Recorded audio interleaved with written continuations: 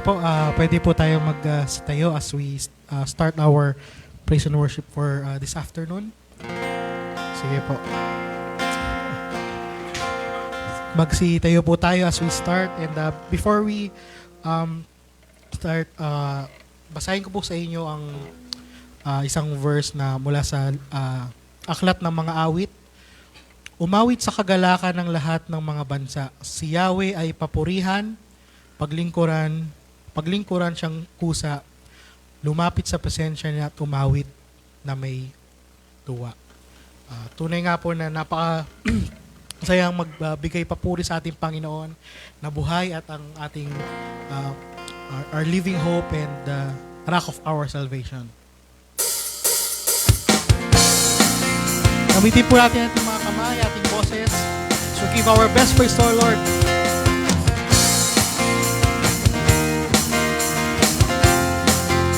Mga labi ko, O Diyos, mga labi ko, O Diyos, sa iyo aawit. Ika'y papurihan sa kalangitan. Mga labi ko, O Diyos, mga labi ko, O Diyos, sa iyo aawit.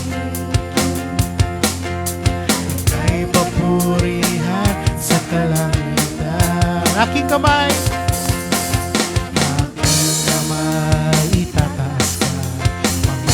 mo'y luwalhati pagkat ikaw, O Diyos, ay dakila. Napakasayang magbigay papuri. Labis na galak nararamdaman. Pupurihin ka sa bawat lugar. Pupurihin ka sa bawat galang. Tataas ang ngalan mo, tataas ang ngalan mo, magpagkailanman. Amen.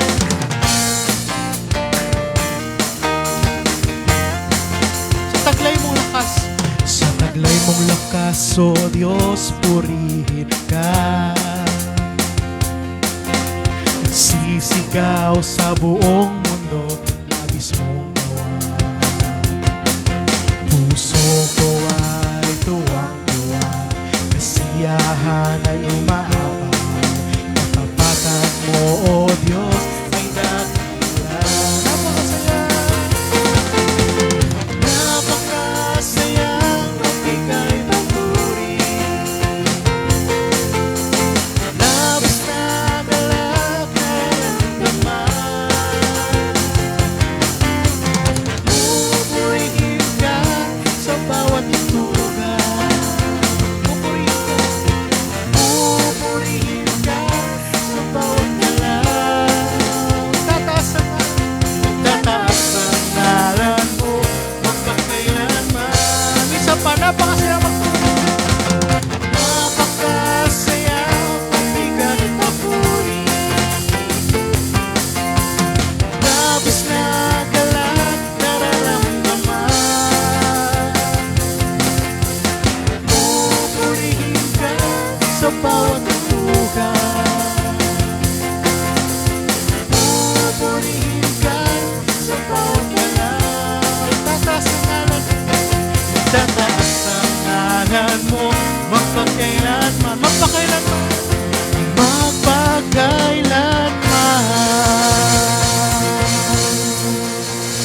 ang Diyos, napakasaya magpuri sa iyong ngalan. Ikaw lang aming tinataas at wala ng iba.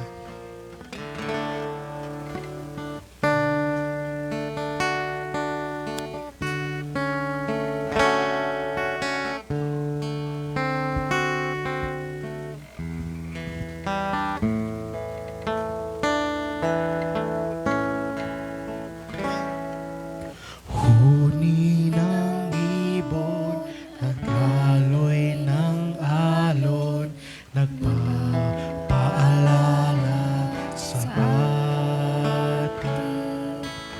Ihip ng hangin sa ating damdamin ay may naisip pabati.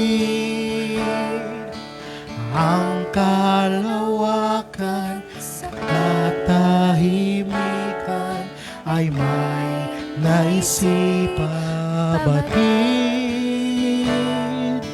Lupa at langit sabay sa pag-awit ng luwalhati. Ating purihin, ating purihin, purihin, purihin ang Diyos. O purihin, purihin, purihin ang Diyos. Ating puso at isip sa salmo at awit, purihin, purihin ang Diyos. Amen. Sikat ng araw, sikat ng araw, tila pumupukaw sa atin upang manalangin, upang ang ating sarili limutin at si Jesus dakilain, upang sa diwa at katotohanan ang Diyos ay ating sambahin, lalo na't kung tayo ay magkatipon, siya'y uri. Ating purihin ang Diyos, ating purihin, purihin, purihin, purihin ang Diyos. Ating puso at isip sa salmo at awit, purihin, purihin. Ating purihin ang Diyos, ating purihin, purihin, purihin ang Diyos. O purihin, purihin, purihin ang Diyos. Ating puso at isip sa salmo at awit, purihin, purihin ang Diyos. Ating puso, ating puso at isip sa salmo at awit, purihin, purihin ang Diyos.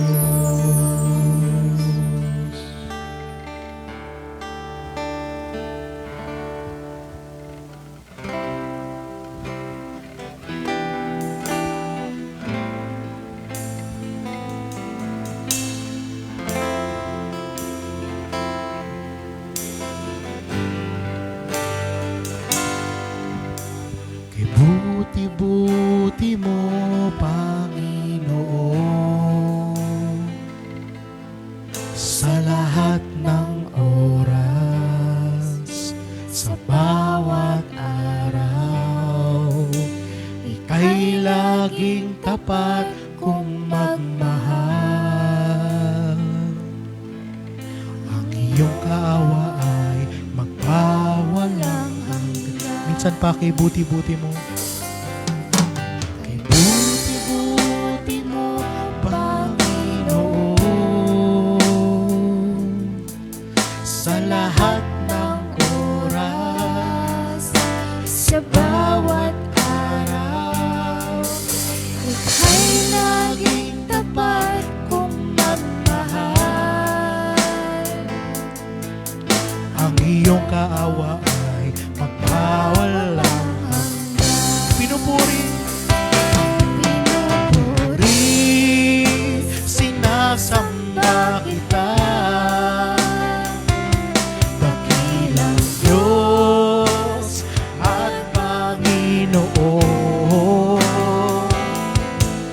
Tunay ngang ika'y walang katulad, tunay ngang ika'y di nagbabago, mabuting Diyos sa aking nagmamahal.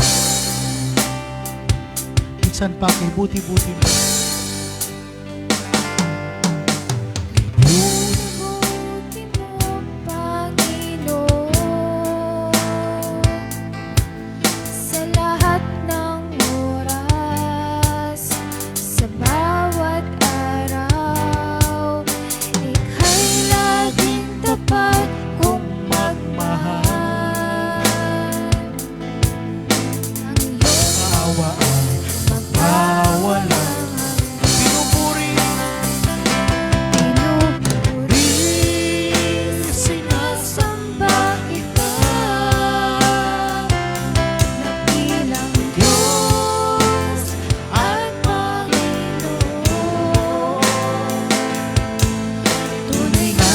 ika'y walang katulad.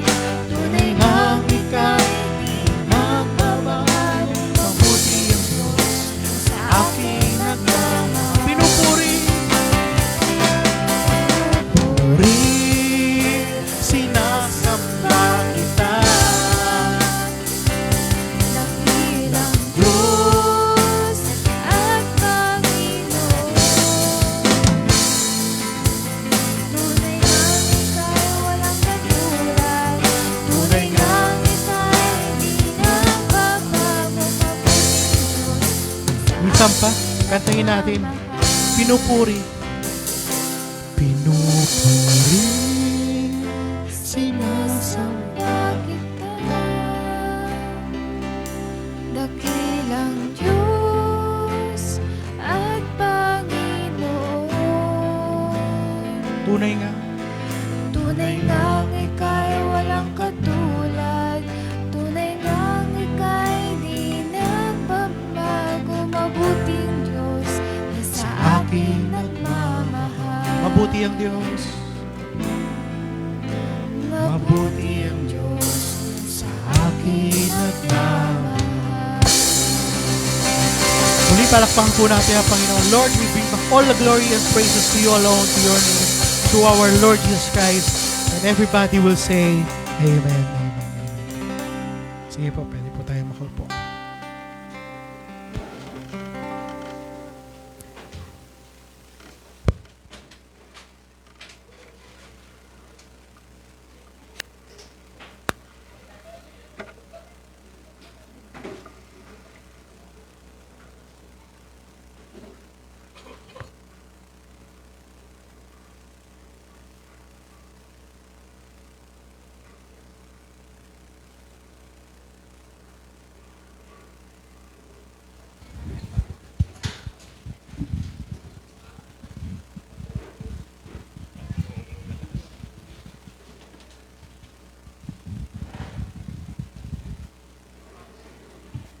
Gandang hapon po sa ating lahat. Tumayo po tayo at kamayan natin yung mga kapatid natin na nandito at kumustahin. Ganon din sa online. Yung mga kapatiran natin na nasa online ngayon, nanonood, nakikipagsambahan sa atin ay babatiin din natin.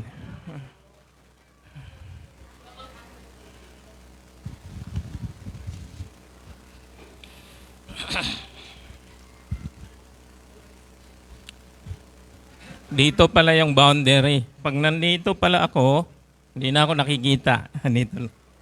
Alam ko na. Kumusta po tayo, mga kapatid? Praise God, Nandito po tayo at patuloy po tayo sa paglilingkod sa Panginoon. Amen? Amen. So, salamat pala Ate Racy na may reminder doon na dadalhin daw natin yung notebook natin. Dala ko yung sa akin Mayroon po akong pintel pen dito. Yung wala pang mga pangalan yung notebook nyo. Sulatan nyo po. Nakakasulat po ito ng plastic. Ito. At every Sunday, magbibigay kami ng either 1/2 or 1/4. Yung mga nabigyan na last Sunday, dikitan nyo na lang.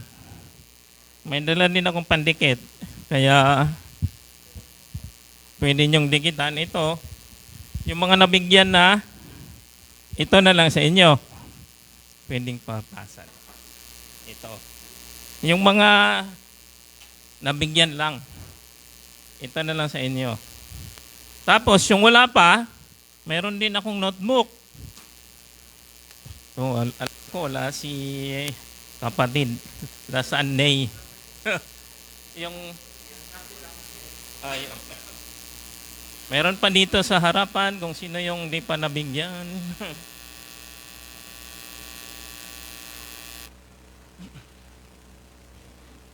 Sige. So, explain ko. Ito yung pintel pin mamaya. Saka pandikit. So ano yung kahalagahan na mayroon tayong notes? Ako nga may notes din eh. Kasi ang tendency ko, kahit ako yung nag-preach, minsan nalilimutan ko kung ano yung napag-aralan, kung matagal na. Pero kung mayroon tayong notes na ganito, ay ang assignment nyo, lagyan nyo na lang date. Di ba? May nakalagay dyan. Date. So, alam natin na yun yung napag-aralan natin. Ito na rin yung discipleship natin. Dahil ito yung sabi nga ng Panginoon, di ba? Turuan sila and teach them everything that I have commanded you. So, ito ay salita ng Panginoon ay pag-aaralan natin. Kailangan natin na isa puso at isa buhay. So, kailangan natin, meron tayong notes, di ba? Next Sunday, Lord willing, dala kayo ballpen naman. Yung assignment ko sa inyo. Hindi rin akong bibili, pero mayroon naman siguro kayong ballpen sa bahay. So, dalhin nyo na lang. At kung halimbawa, mayroon kayong gustong notes o isulat, doon sa likod. Diba? Bakante yung likuran. So, lalagyan nyo. During sermon, during message, isulat nyo na dyan kung ano yung gusto nyo mga katanungan na, halimbawa, medyo malabo. Sulat nyo dyan at pwede nyo itanong afterwards. Okay, so yung iba ay kompleto na ba ng nabigyan na lahat. So yung may mga hindi mabigyan, bibigyan ko kayo next Sunday yung kung kukulangin tayo. Okay? So yan yung gusto kong ibigay sa inyo na tip. Kasi nung nagsisimula ako sa buhay Kristiyano ay yung pastor namin ganyan eh. Talagang siya. Gusto niya may notes kami. Okay, so yung almost na yung 5 minutes natin. Mayroon pa tayong 15 na lang. Okay, so yung pag-aaralan natin ay part 2. Ito. Knowing God, part 2. Ano ba yung part 2 na yan? Knowing God personally. Ibig sabihin, hindi lang natin alam ang Diyos na bilang siya ay ano yung mga attributes? Ang Diyos ay eternal. Ang Diyos ay hindi nakikita. Ang Diyos ay pag-ibig. Ano yon? Alam nyo yun dahil meron kayong notes dyan, di ba? Babasahin nyo na lang, oh. Ang Diyos ay makatarungan. So, nandun lahat yung, alam na natin, pag tatanungin tayo, ay pwede na natin siyang, mayroon na tayong may sasagot. So, yan yung isang purpose, isang layunin natin na mayroon tayong notes kasi mayroon tayong ma-share. Mayroon tayong salita ng Panginoon na pwede natin ibahagi sa kanila. Bakit? Mayroon tayong notes, di ba? Mayroon tayong kodigo. Kumbaga. Okay. So, knowing God personally. So, may tanong ako. Sino yung gusto mag-artista dito? Dahil kilala ko si Mother Lily. Hindi, totoo po yun. Hindi yan biro. Totoo, kilala ko po. Ang problema lang, hindi niya ako kilala. So, yan yung problema. So, ganun din sa buhay Kristiyano natin. Sabihin natin, kilala mo ang Diyos o kilala ka ba niya? Anak ka ba niya? Siyempre, kung anak tayo ng Diyos, kilala tayo, di ba? So, that is in personal way. Halimbawa, may lalapit sa'yo na isang pulubi. Yung example ko last Sunday. Sasabihin sa'yo na, Tay, pahingin ng pera dahil baon ko sa school. Oh, hindi mo naman anak. Pero bibigyan mo siya dahil naawa ka sa kanya, hindi dahil na anak mo siya. So, walang personal na relasyon. ang gusto ng Diyos, ang gusto ng Panginoon ay makilala natin siya na mayroong relasyon. So ito yung sabi dito. Nalimutan ko palang explain last Sunday. Pinakita ko sa inyo to, itong verse na yan. Ang sabi diyan na in the last days daw, sa huling araw ay ibubuhos daw ng Diyos ang kanyang espiritu. At ang mga tao o yung mga anak niya ay magkaroon ng prophecy o magkaroon sila ng gift of prophecy or visions or dreams. So nagsimula yan noong Pentecost. Yan yung nag-preach si Peter, Acts chapter 2. Ngayon, saan gagamitin natin yan? Para po saan yan? Yung Spirito na yan, yung Holy Spirit na ibubuhos niya. Ang purpose, ang layunin ng Diyos, kaya niya gagawin yan, ginawa niya, ay upang makilala natin siya ng lubusan. Diba? During that time, ilan yung mga na-save? Ilang libo yun? 3,000? Alam ko, 3,000. Yung na-save during the time of Pentecost, yung nangaral sila ni Peter at yung mga apostol. So, mayroon akong isi-share sa inyo na testimony tungkol po dyan sa about this, let's say, prophecy and visions. Dahil nung tinawag ako ng Panginoon, that's 1988, ay, di ba sabi sa Romans chapter 10 verse 9, if you confess with your mouth, Jesus is Lord, and believe in your heart that God raised Him from the dead, you will be saved. Di ba? So ano ibig sabihin nun?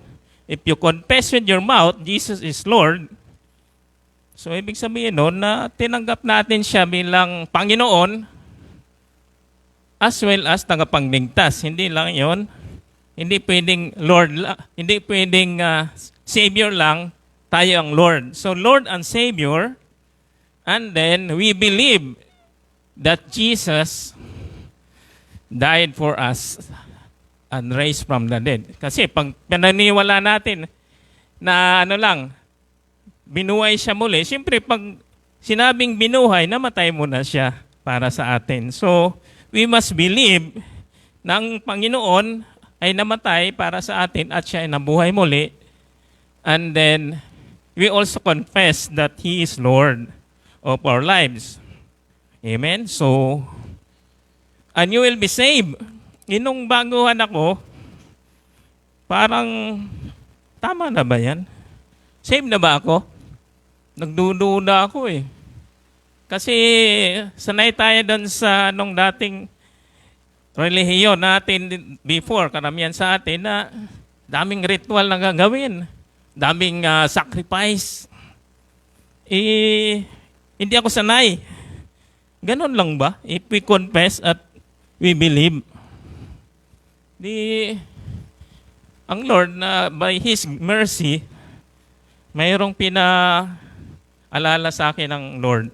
Punta ka sa tao na ito dahil yung tao na to, meron siyang spiritual gift. Meron siyang gift of prophecy. Pero, sabi ko, tatanong ko nga sa tao nito, pero I must test the spirit. Ano ba espiritu ng tao na to? Kasi kung yung espiritu ng kalaban to, hindi ma-defile ako. So, punta ako doon. Pintuhan kami. Yung bigla siya, concentrate ganyan, no? Sabi niya sa akin, para kang nasa iyo na eh, nasa iyo na. Pero hindi ko tinanong kung ano yung gusto kong itanong. Sabi, nasa iyo na. Para kang may hawak ng bola, gusto mo pang bitawan eh. Hawakan mo na, nasa iyo na. Sabi ko, bang pinagsasabi nito? Wala pa naman akong sinabi. Wala pa akong tinanong sa kanya eh. Hindi ko pa tinanong yung gusto kong itanong. With regards to confession, with regards to belief. Nasa iyo na. nung sinabi niya, oo nga pala, ito yung gusto ko itanong sa kanya na through our mouth, through our confession and our belief, o pananampalataya natin sa ating paniniwala ay maliligtas ka na. Oo nga, no. Tapos yung pangalawa kong tanong, gusto kong itanong ay, ano kay espiritu nito?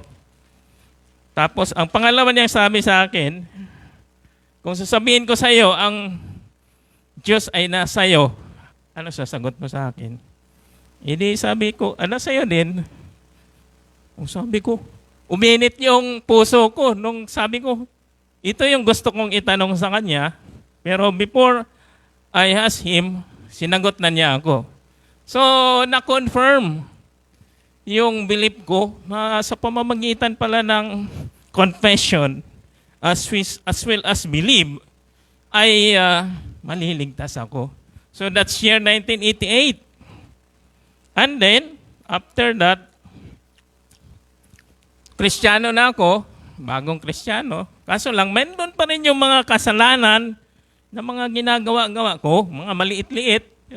Sinabi natin maliit, pero sa Lord, maliit, malaki, pareho lang yan. Kaya that's about 1989. Vision naman ang pinakita ng Lord sa akin. Habang mataling araw, yung pinakita sa akin, talagang hindi ito iba yung dream. Pero ito vision. Makita mo yung hungis ng mukha ay lumiliwanag talaga . Di ba yung description sa Bible? Ang mukha ng Panginoon maliwanag talaga. Tapos yung mata niya ay matalim, parang apoy. Ganyan, no?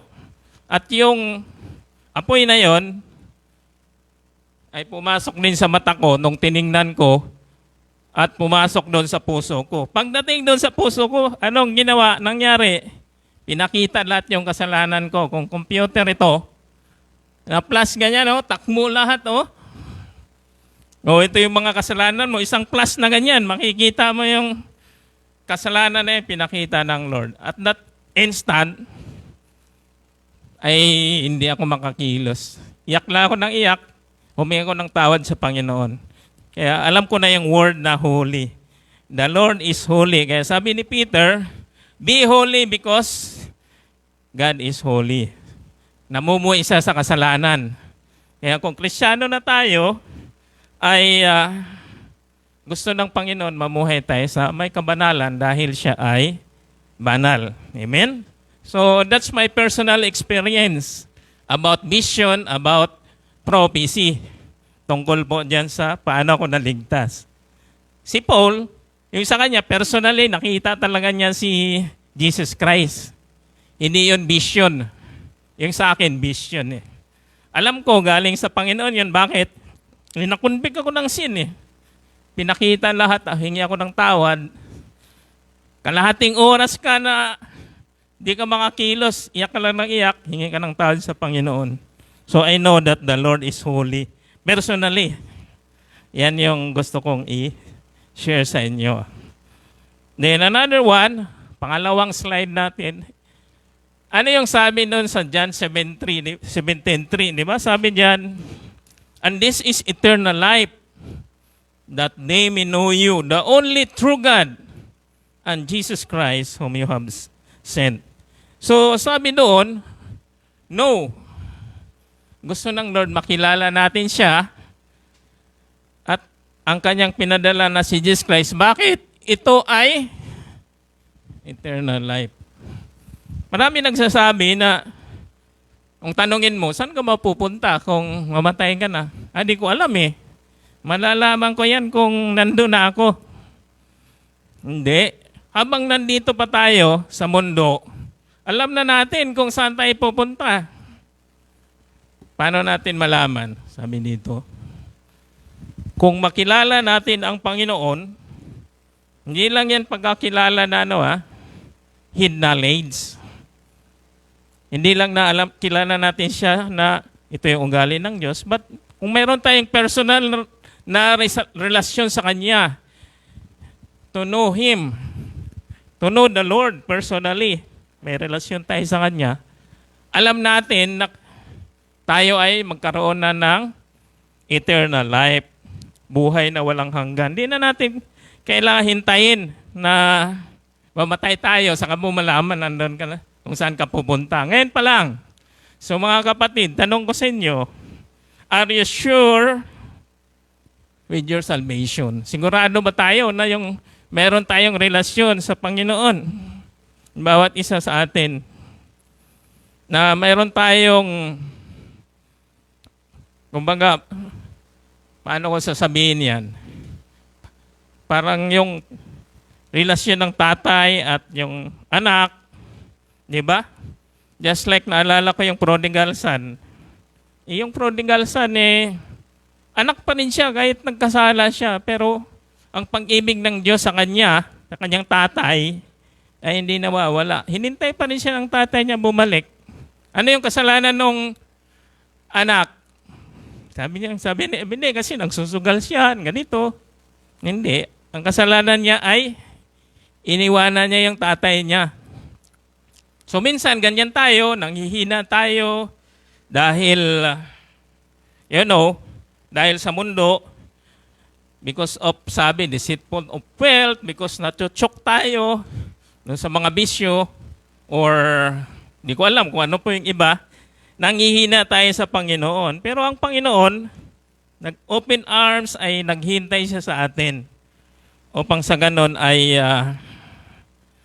patawarin tayo. Only we come to Him. Hindi tayo kinokondem ng Lord. Sabi, paparasahan ka ng ganito, ganyan.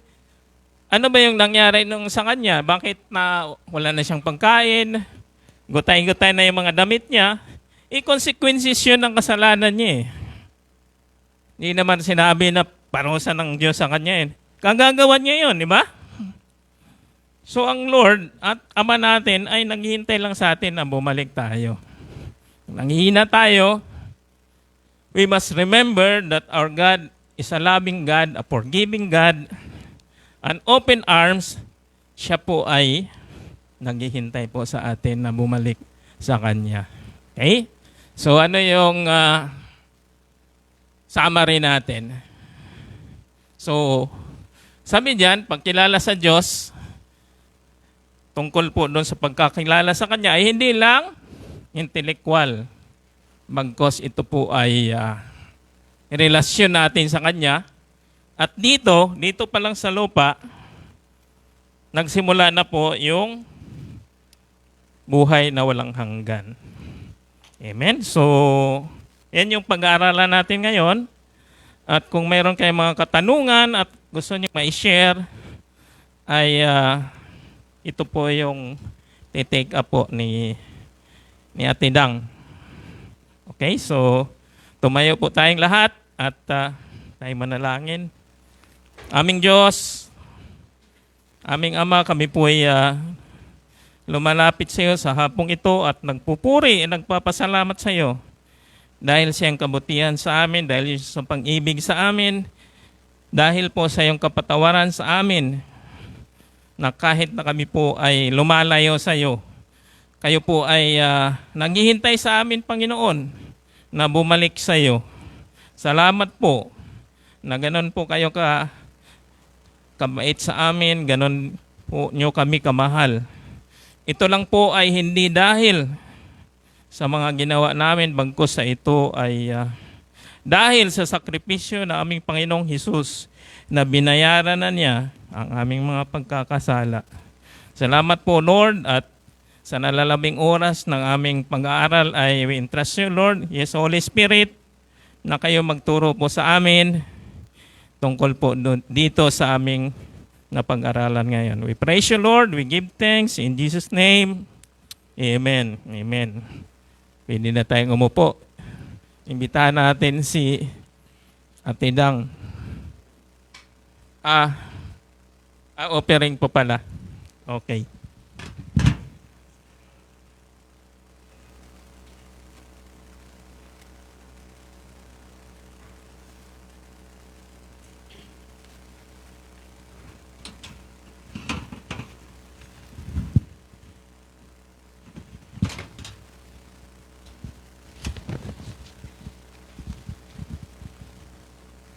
Muli ay narito tayo sa bahagi ng ating pananambahan, ang pagbigay ng ating ikapo o tithes.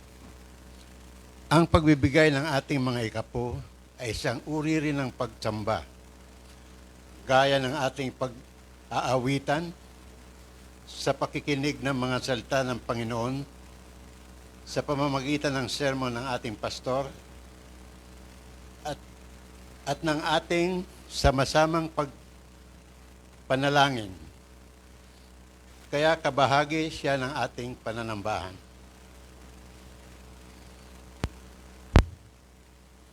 Bukod sa pagsamba, bakit ba dapat tayo magbayad ng ating ikapo? Una, bilang pagsunod sa kautusan ng ating Panginoong Diyos, sapagkat ito ay utos niya sa kanyang mga tao noong paman. At tayo bilang Kristiyano, tayo ay kabilang sa kanyang mga tao. Kaya ang pagbibigay ng tithe ay tithe ng ating increase o kita, sweldo man yan o kita natin sa ating negosyo, ay may tamang pamamaraan. Ito ay 10%.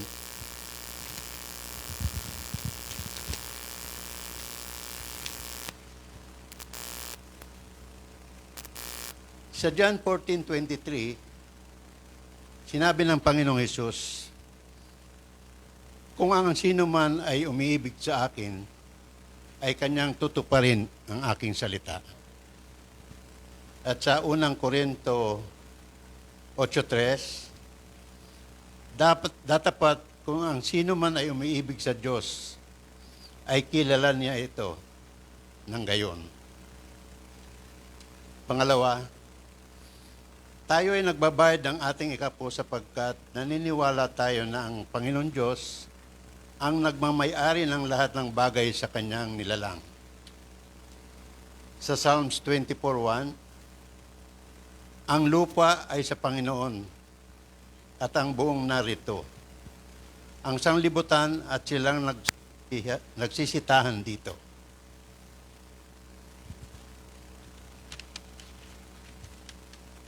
Kaya ang ating ikapo ay kasama sa ating pananambahan, ating sinusunod dahil ito'y kautusan.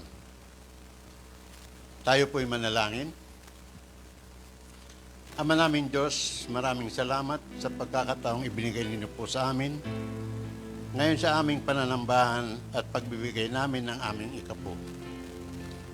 Tanggapin po ninyo ang aming handog na bahagi ng aming pinagpaguran bilang tugon namin sa aming pagmamahal sa inyo ang pagsunod.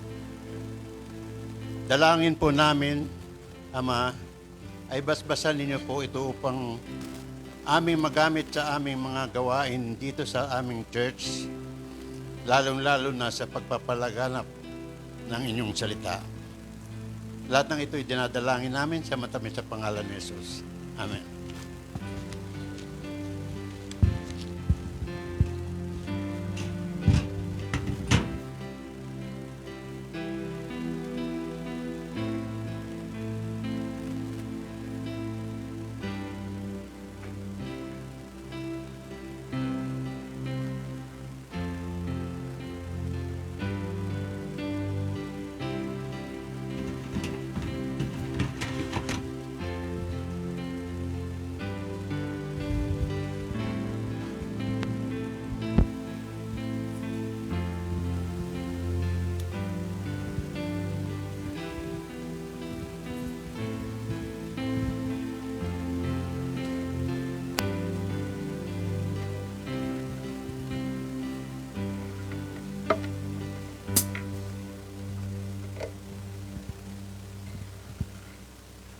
Let's have a few minutes of prayer before we go to the benediction. Siguro, na lang, group prayers.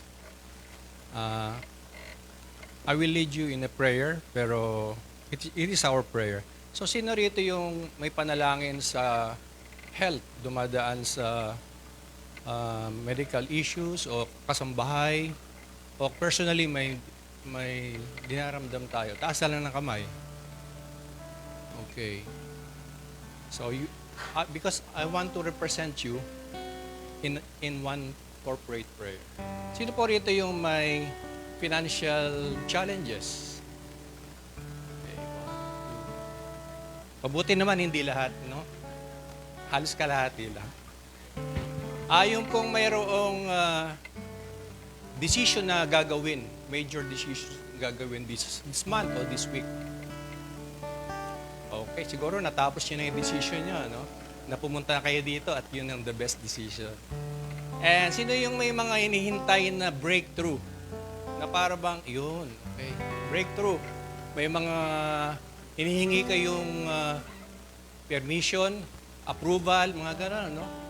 Yan, okay. May special, ano ba kayo, prayer request na hindi ko maisip? I want to include that. Meron ba? Baka meron kayong papakasal dito. Wala pa? Okay. Manganganak. Okay, tapos na. Siguro general prayer na lang dun sa mga challenges natin. Alam mo, personal struggle sa ating mga old habits, mga pakipagtunggali sa spirito. So that's always part of our prayers. Okay? So let me lead you in a prayer. O Diyos na banal, mapagpala, at lalong higit ay aming Ama sa langit.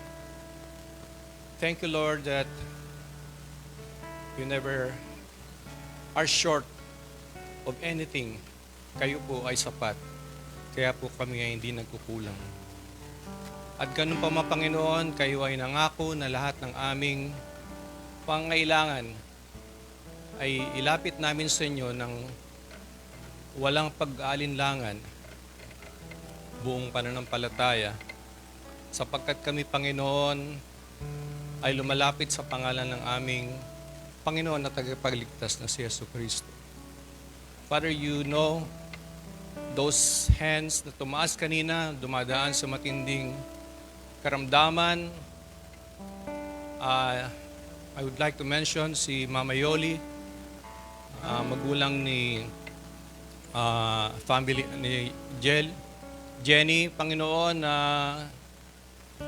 napaka-critical ng kanyang situation, but you know exactly what's best for her, oh God. We just lift her up to you as a church. And we know, Father, that nothing is hidden before you.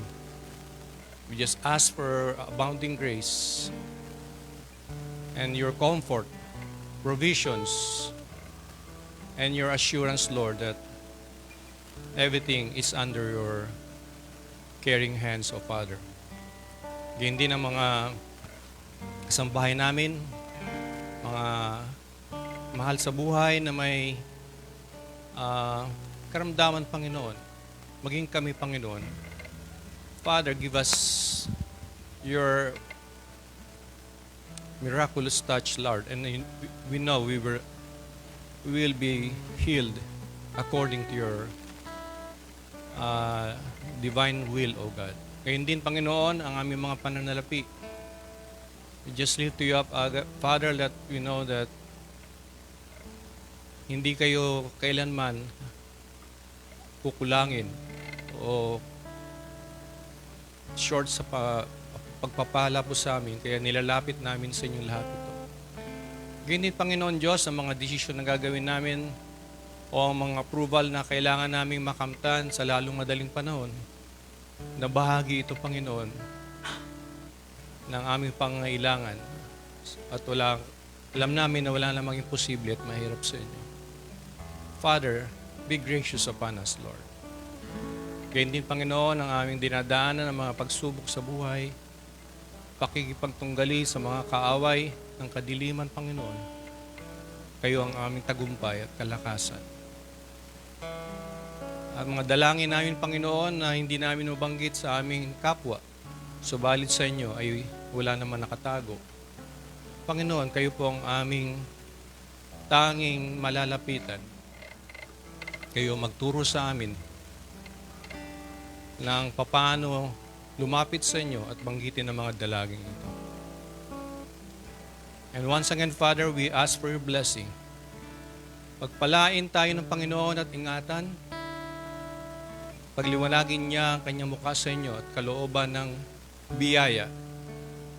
Lingapin kayo ng Diyos at naway mapuspos ng kagalakan, kapayapaan, at pag-asang umaapaw sa pangalan ng Ama, ng Anak, at ng Espiritu Santo. Amen.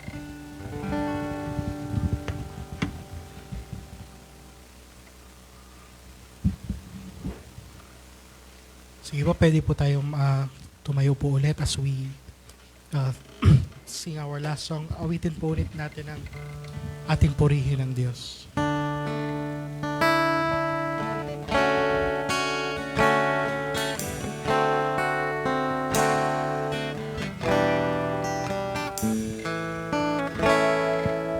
Huni ng ibon at aloy ng alon, nagpapaalala sa atin.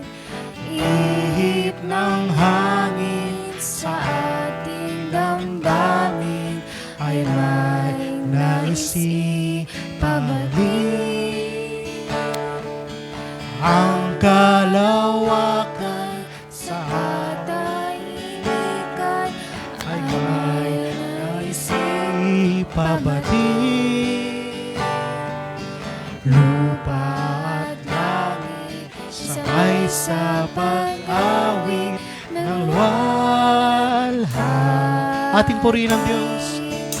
Ating purihin, Purihin, purihin ang Diyos. purihin, purihin, purihin ang Diyos sa ating puso at isip, sa salmo at awit. Purihin, purihin ang Diyos. Sa pasikat ng araw, sikat ng araw, tila pumupukaw sa ating lupang manalangin, upang ang ating sarili limutin at si Jesus dakilain, upang sa diwa at katotohanan ang Diyos ay ating sambahin. Lalo na kung tayo ay magkatipon, siya'y puri.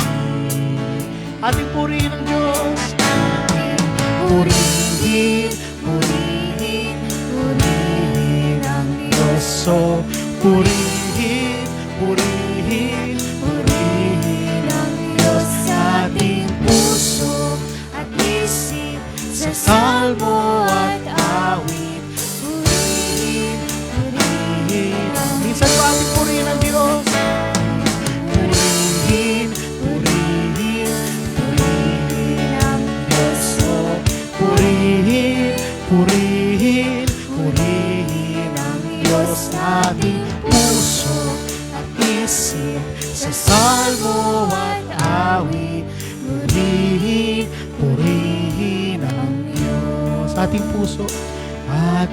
puso at isip, sa salmo at awit.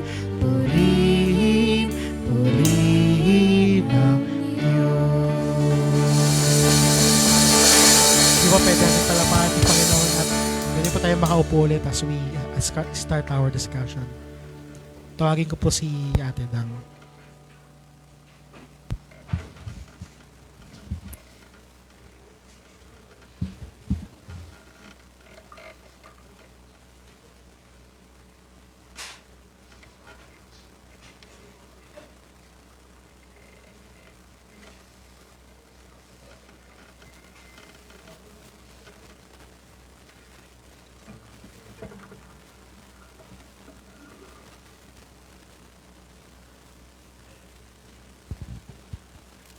Okay, so alam na po natin yung bagong format po natin, no? So wala na po tayong live stream. So nagtapos na po yung ating live stream kasi ano na po ito, sharing discipleship, ano na po, tungkol sa fellowship, tungkol po sa